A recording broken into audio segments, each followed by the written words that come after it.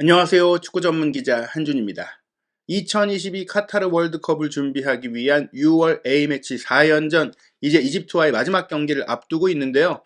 플랜 B를 점검할 수 있는 경기가 될 것 같습니다. 앞서 알사드의 큰 정우영 선수가 부상으로 이탈한 것에 이어 파울루 벤투 감독이 이번 이집트와의 경기에서는 황인범 선수도 뛸 수 없다고 알렸는데요. 황인범, 정우영 선수에 앞서 이미 이재성 선수도 빠졌던 상황, 주전 미드필더 3명이 모두 빠지는 가운데 월드컵 본선에서 플랜 B를 확인할 수 있는 이집트전이 될 것 같습니다. 다만 벤투 감독은 이번 경기 역시 손흥민 선수는 뛸 수 있을 것이다 라고 얘기했는데요. 손흥민 선수는 휴식을 주지 않는 이유는 무엇인지, 이집트와의 경기 어떻게 중원 지역을 구성할 것인지 지금부터 상세하게 정리해드리겠습니다. 대한민국과 이집트의 6월 마지막 평가전입니다. 6월 14일 화요일 저녁 8시 서울 월드컵 경기장에서 킥오프하고요. TV조선에서 생중계 보실 수가 있고 온라인이나 모바일로는 쿠팡 플레이 가입하시면 보실 수 있습니다. 황인범 선수가 지금 메인 모델로 나서 있는데 이번 경기 뛸 수 없고요. 백승호 선수의 출전이 유력하고 손흥민 선수도 주장으로 선발 출전할 것입니다. 이집트와의 경기를 앞두고 월드컵 아시아 예선전 6월 대륙간 플레이오프가 진행됐는데요. 아시아의 호주가 남미의 페루를 꺾고 31번째 월드컵 본선 진출국으로 이름을 올렸습니다. 아시아 팀이 무려 한 대회에 6개 팀이 나온 것은 이번이 최초입니다. 카타르가 개최국으로 한 자리를 차지한 가운데 아시아에는 예전처럼 4.5장의 티켓이 주어졌는데요. 최종 예선을 돌파한 이란과 한국, 일본과 사우디에 이어 호주가 이제 3위 간의 플레이오프에서 아랍에미리트를 꺾었고 아시아 대표로 이제 남미 5위인 페루를 만나게 됐는데, 페루와의 경기는 월드컵이 열리는 카타르 도하에서 열렸거든요. 중립지역 단판 승부에서 호주가 페루를 승부차기로 꺾고 올라오면서 이미 지난 4월 초에 배정됐던 D조에 들어가게 됐습니다. D조는 이로써 유럽의 프랑스와 덴마크, 아프리카의 튀니지에 이어 아시아의 호주가 한 조에 속하게 됐는데요. 이 팀들의 각축전 프랑스와 덴마크가 앞선다라고 하는 평가가 나오고 있는데 호주와 튀니지의 반전에 대한 기대감도 생기고 있습니다. 이날 경기 간단하게 소개해드리면요. 치열한 접전이 벌어지다가 후반 43분 거의 종료 직전에 마빌 선수가 이제 호주의 윙어로서 왼쪽 측면을 돌파하고 내준 컷백을 흐루스티치가 논스톱 슈팅으로 연결한 것이 골문 구석으로 향했는데 페루 골키퍼가 현방을 했거든요. 이 장면 외에 결정적인 장면이 없었어요. 아주 팽팽한 경기가 이어지다가 경기가 연장전으로 이어갔는데 연장전 후반 3분에는 페루가 앞서갈 수 있었습니다. 크로스 패스를 플로레스 선수가 문전 우측에서 헤더 슈팅으로 연결했는데 이게 골포스트를 맞고 나오면서 결국에는 승부차기로 본선 진출팀을 가리게 됐고요. 승부차기를 앞두고 호주 대표팀은 매튜 라이언 선수를 빼고 후보 골키퍼인 앤드류 레드맨을 투입했는데 키도 크고 팔도 길고 승부차기, 페널티킥에 강한 선수거든요. 그 기대대로 마지막 키커인 발레라 선수의 페루의 슈팅을 레드맨 선수가 선방을 하면서 승부차기 5대4 승리로 호주가 본선에 진출하게 됐습니다. 한편 한국과 이집트의 경기를 앞두고 지난 일요일에 입국한 이집트 대표팀 경기를 하루 앞둔 날 경기 전 기자회견을 가졌는데요. 칼로스 케이로스 감독이 월드컵 본선 진출 실패 이후 경질됐고 이합 갈랄 감독, 이집트 리그에서 경험이 많은 감독이 선임이 됐죠. 아프리카 네이션스컵 부진으로 인해 경질설이 있었는데 그 부분을 이집트 축구협회가 부인하면서 장기 계획을 갖고 이합 갈랄 감독으로 간다, 이렇게 얘기가 나왔고요. 더불어서 많은 스타 선수들, 특히 유로파 선수들이 이번 한국전에 빠지게 됐는데 이집트 리그에서 잔뼈가 골군 핵심 미드필더 알 솔리아가 기자회견에 나섰습니다. 이합 갈랄 감독 한국과의 경기를 앞두고 어떤 얘기했는지 소개해드리겠습니다. 중요한 팀과 큰 경기를 치르게 됐다. 아프리카 네이션스컵 예선을 치르고 곧바로 한국으로 오는 일정임에도 대결을 승낙한 건 우리에게도 좋은 제안이라고 생각했기 때문이다. 한국은 중요한 팀이고 2022 카타르 월드컵을 준비하는 팀이다. 브라질과도 경기를 한 팀을 상대하는 게 좋은 경험이 될 거로 생각했다. 오랜 시간이 걸리는 먼 여정을 감수하고 올 가치가 있다고 생각했다. 10명에서 11명 정도가 결장하지만 함께 기자회견에 참석한 아무르 알 술라야 등 중요한 선수들이 남아있다. 이 경기를 통해 우리뿐 아니라 한국도 좋은 결과를 얻기를 바란다. 모두 중요한 경기였고 한국에 오기 전부터 전력에 대해서는 알고 있었다. 한국은 많이 발전했고 축구적인 면에서 굉장히 중요한 국가다. 이날 갈랄 감독이 한국식 이제 손가락 하트까지 선보이면서 경기 결과보다는 양국의 친선과 우호가 중요하다는 말을 하기도 했는데요. 말씀드린 대로 이제 이집트는 월드컵 본선에 오르지 못했기 때문에 이번 경기에 최정예 멤버가 올 이유가 없는 상황에서 새로운 선수들을 점검하는 무대로 삼고 있고요.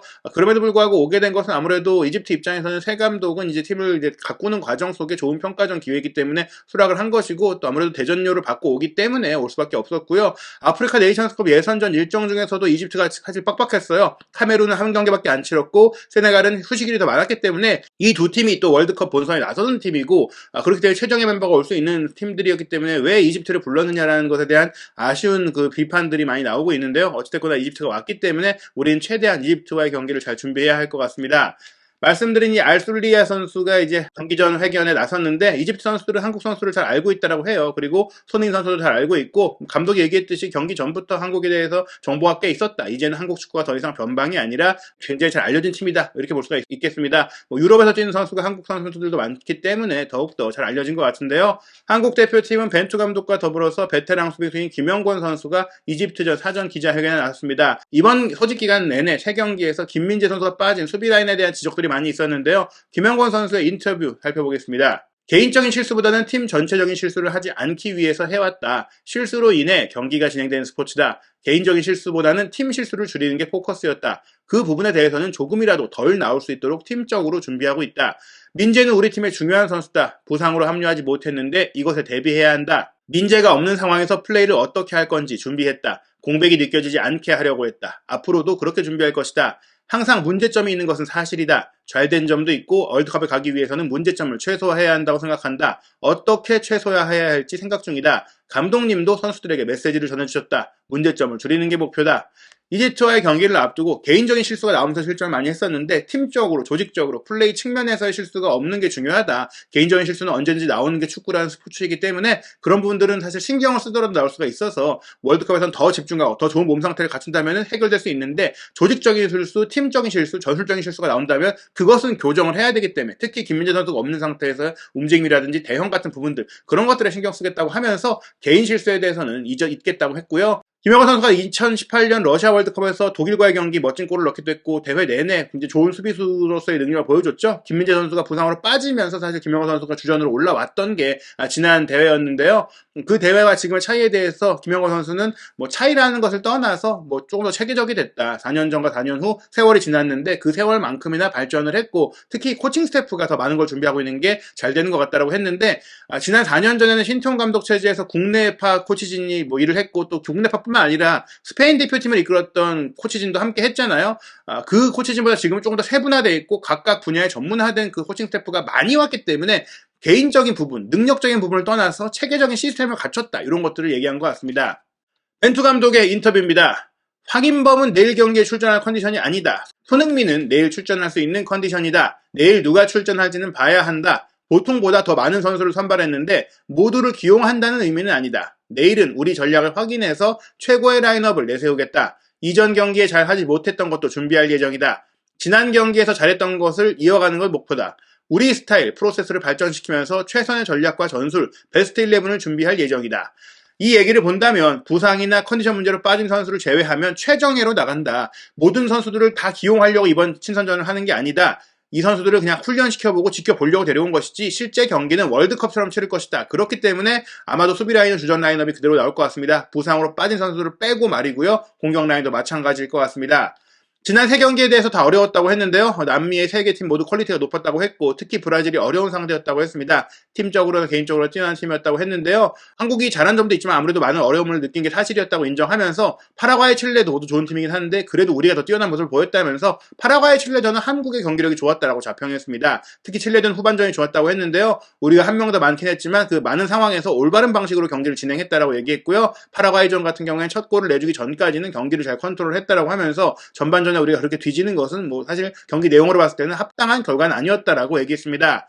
개인적인 실수로 경기가 어려워졌다고 했어요. 팀적인 부분, 게임 플랜의 부분에 문제가 없었다고 하면서 자신의 전술적인 운영에는 뭐 문제가 없다라고 다시 한번 얘기를 했는데요.